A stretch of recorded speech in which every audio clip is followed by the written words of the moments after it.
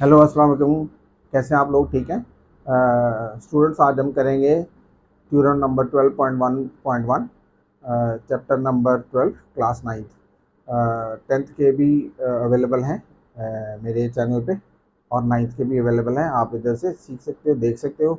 मैंने कोशिश की है कि चीज़ों को आसान बनाया जाए, सीक्वेंस इतना स्मूथ रखा जाए कि बच्चों को सीखने में बहुत आसानी हो। ठीक है, हर एक लाइन का, हर एक वर्ड का आपको बताया जाएगा ताकि आपके अंदर कोई कंफ्यूजन ना आ रहे। तो अगर हम इसकी स्टेटमेंट पढ़ें थ्योरम की, तो है any point on the right bisector. Which point we are talking about? P on the right bisector. Another word, right bisector क्या होता है? राइट बाइसेक्टर क्या होता है? राइट बाइसेक्टर एक ऐसी लाइन होती है जो किसी भी लाइन सेगमेंट को दो बराबर हिस्सों में डिवाइड करती है, तकसीम करती है। Okay, bisector. Okay, right bisector, इसको परपेंडिकुलर बाइसेक्टर भी बोलते हैं। वैसे परपेंडिकुलर आप यहाँ पे भी ड्रॉ कर सकते हो, यहाँ पे भी ड्रॉ कर सकते हो, लेकिन वो परपेंडिकुलर बाइसेक्टर नहीं होगा, परपेंडिकुलर होगा। समझे बात की? तो परपेंडिकुलर बाइसेक्टर और राइट बाइसेक्टर एक ही मतलब होता है, और इसका मतलब क्या है कि एंगल क्या होगा? 90 लाजमी, एज वेल एज ये दोनों साइडें आपस में क्या आएंगी? बराबर, यानी कि दो इससे बराबर हो जाएंगे। तो राइट बाइसेक्टर क्लियर हो गया। Of a line segment, line segment का क्या नाम है? A B. ठीक है, तो any point is equidistant from the end points of the line segment. इसमें पी का फासला ए से और पी का फासला बी से बराबर है, ये हमने प्रूव करना है। Okay, now read given a line LM intersects the line segment AB at point C. Look, a line LM, okay, intersects the line segment AB at point C such that LM perpendicular to AB. LM perpendicular to AB. It means this angle will be 90 degrees. Okay, and AC congruent to BC. AC congruent to BC, वो तो मैंने भी आपको बताया था कि दो हिस्सों में डिवाइड करेगा, बराबर हिस्सों में, इसलिए AC बराबर है BC। अब टू प्रूफ की तरफ चलते हैं। वो लिखा हुआ है कि PA कॉन्ग्रुएंट टू PB। क्या लिखा हुआ है? PA congruent to PB। Okay, तो आते हैं जी। ये PA प्रूव करना है हमने, और ये PB। अगर ये 5 सेंटीमीटर है तो ये भी 5 सेंटीमीटर है, ये हमने प्रूव करना है। ठीक। अब कंस्ट्रक्शन में हमने क्या किया? We have joined point P with A and point B। तो हमने P पॉइंट को A से और B से मिला दिया। डन, इजी है बहुत। ठीक है, ओके। ना प्रूफ पे आ जाते हैं। ये सबसे आसान प्रूफ है, बहुत तो मुश्किल नहीं है, बस गौर से जरा देखो, समझो, आसान हो जाएगा। Okay, it is written in the correspondence of triangle ACP corresponding triangle BCP. Look at B, triangle ACP corresponding triangle BCP। अब ये लाइन उधर बुक में नहीं लिखी, मैंने ऐड की है ताकि आपको आसानी लगे। इन द कॉरेस्पॉन्डेंस, ये सिंबल होता है कॉरेस्पॉन्डेंस का। अब कॉरेस्पॉन्डेंस का मतलब क्या है, गौर से देखना जरा, कॉरेस्पॉन्डेंस का मतलब क्या बनता है। ये देखो, अगर हम इधर से गए ना, इधर से ACP, तो हम उधर से PBC नहीं कर सकते। फिर अगर हम इधर से गए ACP, इधर से क्या करेंगे?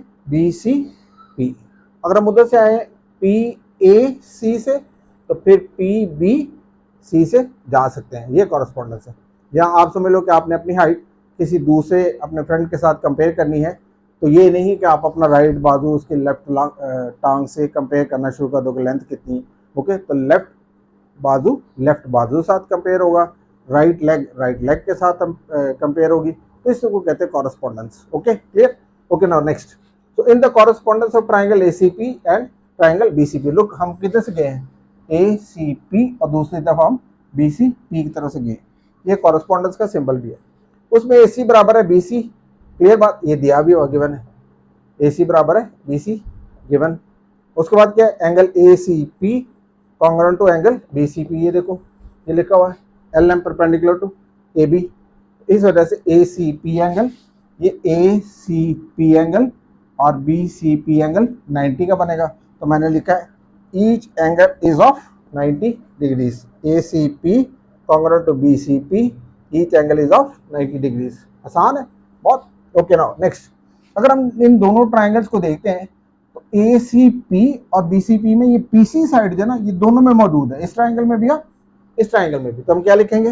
ये जो CP या PC साइड है, ये कॉमन हो गई, दोनों में मौजूद है। ओके, देन आ गया हमारे पास एक पोस्टुलेट होता है एस से एस। एस का मतलब क्या होता है? साइड, ए का मतलब एंगल और फिर साइड। कॉन्ग्रुएंट, ठीक है, मैं बताता हूँ आपको एंड पे जाके कॉन्ग्रुएंट क्या आता है। एस ए एस, ठीक है। अब एस का मतलब साइड, एंगल, साइड। इसमें लाजमी होता है कि साइड्स दोनों के दरमियान में एंगल हो। एंगल कहाँ पे हो? दोनों साइड्स के दरमियान में। अब आपने कौन सी साइड ली हुई है? ए सी और पी सी, तो ये दरमियान वाला एंगल है। क्लियर बात? इधर भी हमने कौन साइड ली हुई है? बी सी और सी पी, और ये दरमियान वाला एंगल, तो हमने वो कंडीशन फुलफिल की हुई है। इसी वजह से ट्राइंगल ए सी पी और बी सी पी बराबर हो जाएगी, क्योंकि हमने उनका साइड और दरमियान वाला एंगल एक ट्राइंगल का और साइड और दरमियान वाला एंगल दूसरे ट्राइंगल का बराबर प्रूव कर दिया। जिस तरह आपके दो कमरे हैं, तो आपने दोनों कमरों को क्या करना है? आपने दोनों कमरों को इक्वल देखना है कि लेंथ इक्वल है कि नहीं। तो आप क्या करोगे? उसकी बैक साइड की वॉल, ठीक है, वो मुहैया करोगे, उसकी फ्रंट साइड की वॉल मुहैया करोगे, उसकी साइड वाली वॉल मुहैया करोगे, और उसको लेफ्ट वाली कर लो, लेफ्ट वाली लेफ्ट के साथ उसकी हाइट मुहैया करोगे। तो अगर ये सब कुछ बराबर होगा तो दोनों कमरे क्या आएंगे? साइज में एक जैसे आएंगे। वैसे ही ये आपके पास जो है क्या होगी? ट्राइंगल्स बराबर होगी। जब ये बराबर होगी तो उनकी बाकी जो तीसरी दीवार है वो भी क्या आ जाएगी? यहाँ फर्ज करो कि चौथी दीवार है या उनकी छत का साइज है, वो सारा क्या रहेगा? बराबर हो जाएगा। क्या रहेगा? बराबर हो जाएगा। इस तरह से जब ये दो ट्राइंगल्स बराबर होगी तो इनकी हर चीज बराबर होगी। और हम इंटरेस्टेड हैं, देखो ये तो ऑलरेडी प्रूव हो गया, ये भी प्रूव हो गया, तो हम किस साइड में इंटरेस्टेड है? ये वाली पी ए में और पी बी में।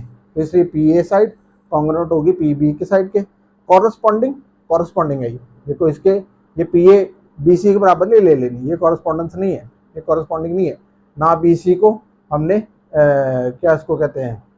पी ए के बराबर ले लिया, समझे? तो पी ए के कॉरस्पॉन्डिंग कौन सी है? ये वाली के साथ ये कॉरस्पॉन्डेंस है, इसके साथ ये वाली है, और इसके साथ ये वाली है। डन। तो इस वजह से बराबर होगी। अब corresponding sides of congruent triangles. अब मैंने आपको बोला था कि कॉन्ग्रुएंट क्या होता है, मैं आपको बताता हूँ 9th क्लास के लिए, तो शुरू में आपने थ्योरम करना है। ओके, देखो, आपके घर में सोफा सेट होगा, एक सिंगल सीटर होता है, एक डबल सीटर होता है, एक ट्रिपल सीटर होता है। और आप उनको गौर से देखो तो सारे के सारे सोफास क्या हैं? साइज में वो क्या है? एक जैसे, साइज एक जैसे हैं कि फर्क है? सारे के साइज, सारे के सारे सोफास जो हैं वो साइज में डिफरेंट है और शेप में एक जैसे। सिंगल सीटर छोटा होता है, डबल सीटर उससे बड़ा साइज होता है, और ट्रिपल सीटर सबसे बड़ा साइज होता है। लेकिन उनके कुशंस को देखो ना, तो सारे के सारों का सेम शेप भी होता है और सेम साइज भी होता है। तो अगर शेप भी सेम हो और साइज भी सेम हो, तो उसके लिए ये वाला सिंबल यूज करते हैं, ये साइज के लिए और ये शेप के लिए। क्लियर? तो ये क्या होता है? कॉन्ग्रुएंट। तो इस तरह कुशंस, जो सोफा सेट है आपके घर में, single seater, double seater, triple seater, उसके कुशंस कॉन्ग्रुएंट है, लेकिन सोफाज सिमिलर हैं। सोफाज क्या है? सिमिलर। जिनकी शेप है जैसी उनको बोलते हैं सिमिलर। ठीक है, I hope that you have understood. Even then if there is any problem, कोई भी मुश्किल हो, ठीक है, उर्दू, इंग्लिश या कोई भी मीडियम में आप एक्सप्लेन करवाना चाहते हो या पूछना चाहते हो, तो आप कमेंट्स में लिख के मेरे से पूछ सकते हो। ठीक है, अब मैं थोड़ा सा इससे स्क्रीन से ऑफ हो जाऊंगा, आप इसका स्क्रीनशॉट ले लेना।